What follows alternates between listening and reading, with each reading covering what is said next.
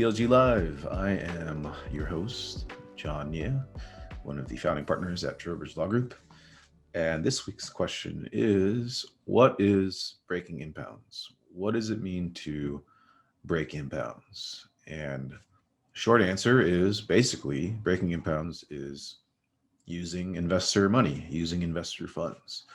It's kind of similar to a escrow account in a typical real estate transaction, right? So buyer wires their funds to the escrow account. The escrow agent holds the funds in safekeeping until certain conditions are met, certain time period, whenever they're ready to close on the property, and then they release the funds from escrow. Basically, same thing happens when you're raising money in a private placement. You're raising money from a bunch of investors. Investors wire their funds to the company account.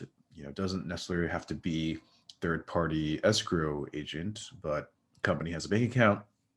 Investors wire their funds to the company bank account. Certain conditions are met, certain time frame is met, and then the company, the issuer, can now deploy those investors' funds. When they're ready to do that, they break impounds. Well, what happens when you break impounds? There's certain, issues that you have to think about before breaking impounds, right? Because breaking impounds is kind of like the point of no return as far as the offering is concerned. Before you break impounds, before you use investor funds, you can cancel the offering at any point, right?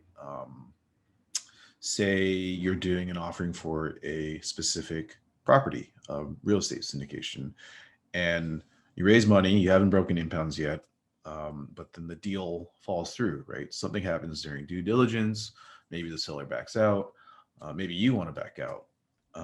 You haven't broken impounds yet, so you could cancel the offering. You could, refund your investors, cancel the offering, and no harm, no foul. You probably lose a little bit of money from, your earnest money deposit and all the, costs that you have to incur personally to set up everything. But as far as your investors are concerned, the offering is canceled and you don't have anything to worry about. Well, what happens if you've broken impounds and then the deal falls apart?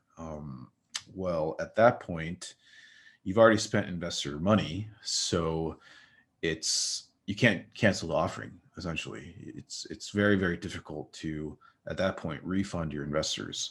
You would probably have to do what's known as a rescission offering, which is it's kind of like a refund offering, but you have to go to each investor and say, uh, we would like to offer you your money back. And at that point, each investor can say yes or no.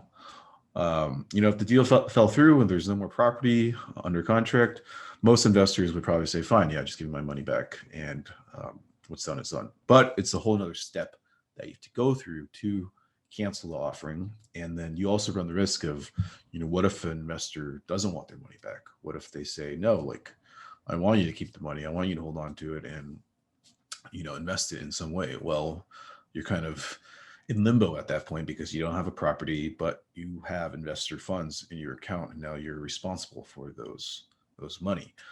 Um, so our recommendation to our clients and what we put in our documents is to make sure you only break impounds when you know the deal is going to go through, when you're going to close on the property, because you're going to close on the property. And at that point, you don't have to worry about canceling the offering and refunding your investors.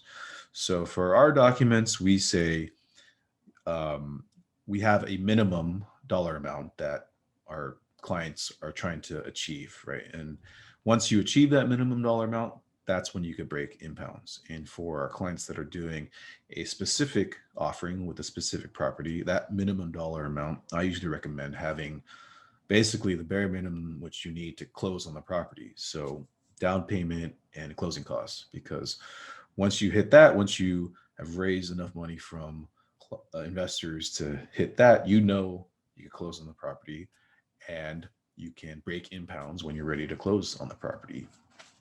So that's breaking impounds, basically. What if you're not doing a specific property? What if you're doing a blind pool? You probably want to keep the minimum dollar amount as low as possible to allow you flexibility for when you do, have a property under contract. You can break impounds, use investor funds, and close on the first property. What if you're doing something else, raising money for different kind of company? Well, it depends, right? It depends on what your target is, what your business plan is. But generally speaking, you don't want to break impounds too early because that could put you in a bind as far as canceling the offering. But you don't want to make that minimum dollar amount too high because you won't be able to break impounds. You won't be able to use investor funds until you achieve that amount.